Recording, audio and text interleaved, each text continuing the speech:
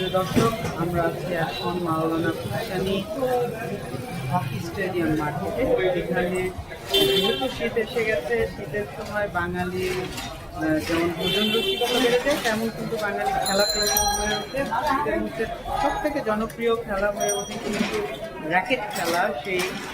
এই যে শীতকে রেখে বর্তমানে শীতের বাজারে র্যাকেটের কি কেমন দাম, র্যাকেটের চাহিদা কেমন, বেচা বিক্রি কেমন হচ্ছে দোকানিদের, তা নিয়ে আপনাদের সাথে যুক্ত হয়েছে। আমাদের সাথে দেখতে পাবেন এখানে দেখছি আমাদের এক ভাই র্যাকেট বাঁধছেন, তো তার সাথে কথা বলবো।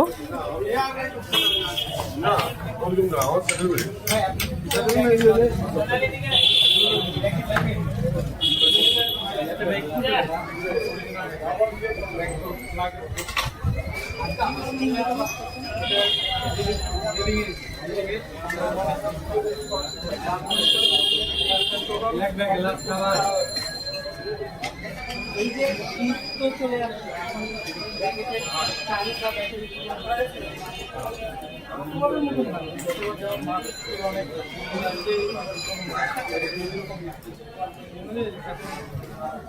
মোটামুটি চলে যায়। এখন আপনি বলছিলেন খারাপ, আপনি বলছিলেন গত বছর মোটামুটি গত বছরের তুলনায় কত শতাংশ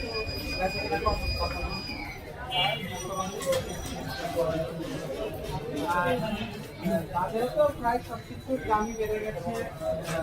এবার শীতে র্যাকেটের দাম কি অপরিবর্তিত হবে না আগে কিছুটা জানো পাওয়া জানো জানতো লাগবে গ্লাস খাবার আছেন গ্লাস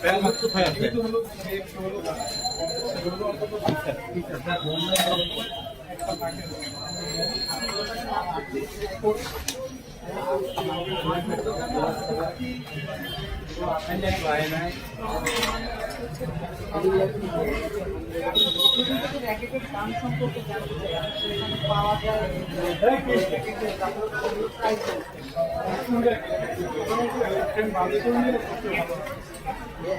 প্রেম সর্বনিম্ন আরো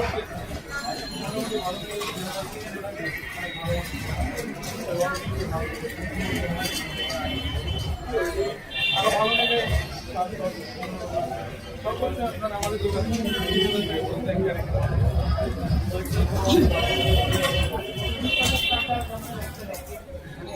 অনেক বেশি দামি সবসময় চলে গেলাম আবার যদি কেউ নিতে আসে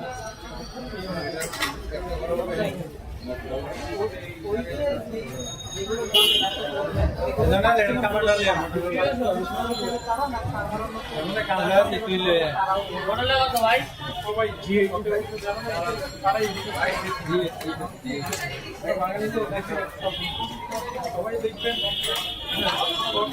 দামি নেই, আমার সেই সবচেয়ে দামি দামি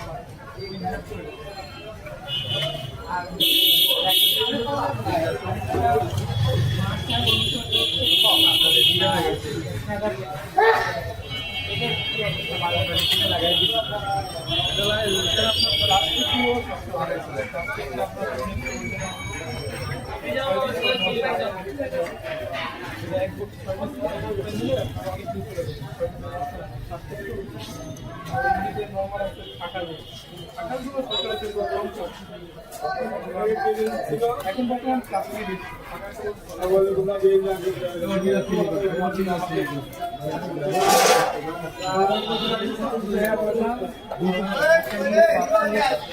স্টেডিয়াম মার্কেট থেকে এখানে এক ভাইয়ের সাথে আমরা কথা বলছিলাম। তিনি আমাদের জানাচ্ছিলেন যে র্যাকেটের বাজার দর কেমন। যেহেতু শীত চলে এসেছে, শীতের অন্যতম পছন্দের খেলা হচ্ছে র্যাকেট। যারা সারা বছর কোনো খেলাধুলা করেন না, তারাও কিন্তু শীতে একবার খেলেন। এছাড়া শীতে স্কুল কলেজ ছুটি থাকে, পরীক্ষা শেষ হয়ে যায়, একটি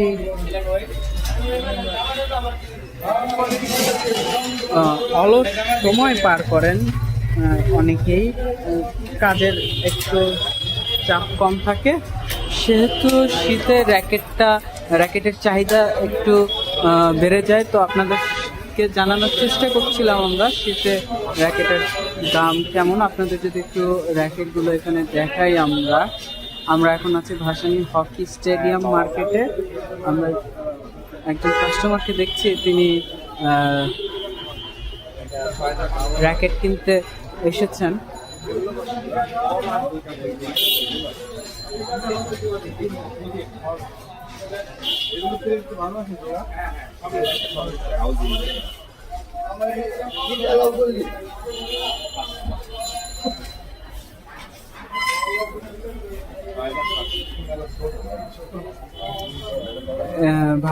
মাওলানা ভাসানী হকি স্টেডিয়াম মার্কেট, কিন্তু এখানে খেলার যে সামগ্রীগুলো আছে সেগুলো কিন্তু বিক্রি হয়। এখানে দোকানগুলো এর উপর কেন্দ্র করেই গড়ে উঠেছে। ভাই একটু কথা বলা যাবে?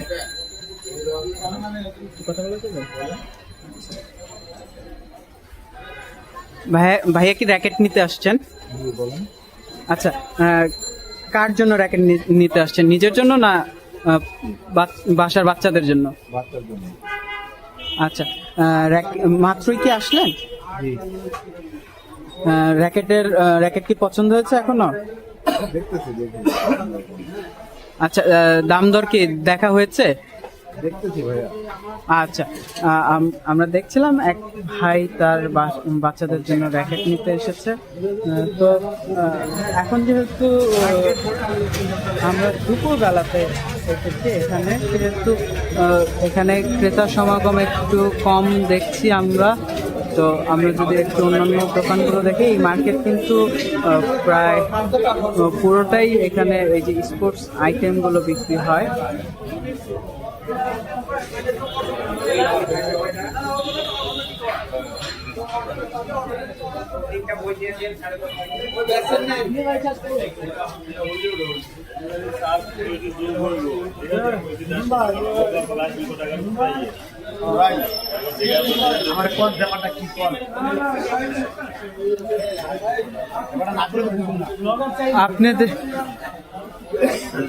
আপনাদের শীতের বাজারে ইয়ার অবস্থা কি, বেচা কেনার অবস্থা কি সেটা? বাজারে আলহামদুলিল্লাহ শীতই পড়ে নাই, বাজার আর ভালো হইব।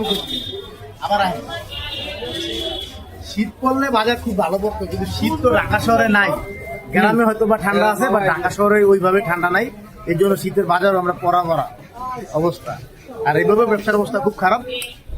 আগে বেচা কিনা যেরকম ছিল, এই 3-4 মাস যাবত দেশের পরিস্থিতির উপর ডিপেন্ড করে হয়তো বেচা কিনা খুব খারাপ, এরকমই চলতেছে বর্তমান অবস্থা। আচ্ছা, শীত বাড়লে কি বেচা কিনা বাড়বে আশা করেন?